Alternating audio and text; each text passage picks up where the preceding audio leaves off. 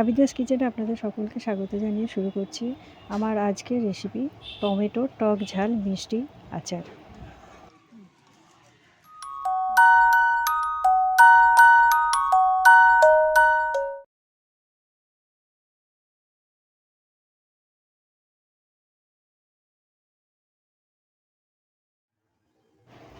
এই টমেটো আচারটা তৈরি করার জন্য প্রথমেই আমি নিয়েছি টমেটো। এখানে আমি 1 কেজি লাল পাকা পাকা টমেটো, দেখেই বুঝতে পারছেন টমেটোগুলো খুব সুন্দর পাকা পাকা, আর চেষ্টা করবেন দেশি টমেটো নেবার।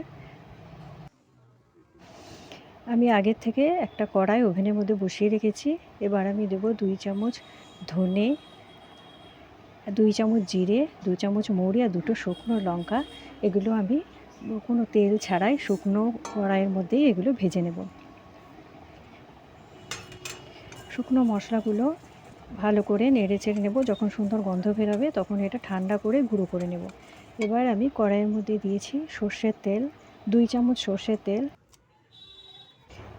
1 চামচ পাঁচফোড়ন। পাঁচফোড়নটা দিয়ে ভালো করে তেলের মধ্যে নেড়ে চেড়ে নেব।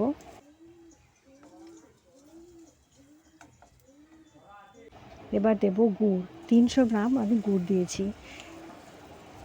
মিষ্টিটা নিজের স্বাদ মতো, যদি মিষ্টি বেশি খান তাহলে গুড়ের পরিমাণটা একটু বাড়িয়ে দেবেন, আর যদি মিষ্টি কম খান তাহলে গুড়ের পরিমাণটা কমিয়ে দেবেন। এখানে আমি 1 কেজি টমেটোতে 300 গ্রাম গুড় দিয়েছি।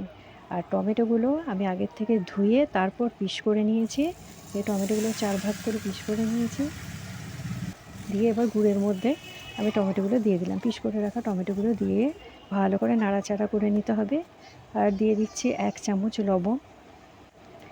এই মিষ্টির মধ্যে একটু লবণ না দিলে তো খেতে ভালোই লাগে না, যেন এখানে দিয়ে দিলাম 1 চামচ লবণ। লবণ দিয়ে আবার আমি ভালো করে নাড়াচাড়া করে টমেটোর মধ্যে মাখিয়ে নেব। এবং টমেটোটা গুড়ের মধ্যে দেওয়ার সঙ্গে সঙ্গে জল বের হয়েছে, ওই জন্য কোনো জল দেওয়ারও দরকার নেই, আর আগের থেকে টমেটোটার কোনো ভাপ দেওয়ারও দরকার নেই। চাপা দিয়ে আমি 5 মিনিট রান্না করব লো ফ্লেমে রেখে। দেখুন কত জল বের হয়েছে টমেটো থেকে। এবার এটা আমি ভালো করে নাড়াচাড়া করে পুরো রসটা টমেটোর মধ্যে যেন শুকিয়ে যায়। আমার নাড়াচাড়া করতে করতেই রসটা কিন্তু শুকনো হয়ে যাবে। আর আমি আগের থেকে একটু তেঁতুল ভিজিয়ে রেখেছিলাম, তেঁতুলটাও আমি দিয়ে দিলাম। তেঁতুল দিলে কী হয়, টক মিষ্টি ভাবটা একটু ভালো করে হয়, কারণ এখন টমেটোগুলো অত ভালো টক থাকে না। আর যদি টক কম খান তাহলে তেঁতুল দেওয়ার দরকার নেই। আমি একটু টকটা বেশি খাই বলে আমি একটু তেঁতুল দিয়ে দিলাম। আর যে মশলাটা আমি ভেজে রেখেছিলাম সেটা গুঁড়ো করে দিয়ে দিলাম। আচারটা আমার প্রায় হয়েই এসেছে, কিন্তু এখনও রস রস ভাব আছে। যখন রস ভাবটা একদমই থাকবে না, শুকনো শুকনো হয়ে যাবে, তখন আমি বুঝে যাব আমার আচারটা হয়ে। এইভাবে কিন্তু নাড়াচাড়া করতে থাকবো। আর হিটটা মিডিয়াম রাখতে হবে।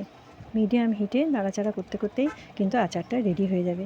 দেখুন আচারটা দেখেই বুঝতে পারছেন যে আমার রেডি হয়ে গেছে। আর এই খুন্তি থেকে এইভাবে ছেড়ে কিন্তু আচারটা পোড়া যাবে, তাহলেই বুঝবেন আচারটা পুরো রেডি হয়ে গেছে। আপনারাও বাড়িতে খুব সহজে এইভাবে তৈরি করে নিতে পারবেন।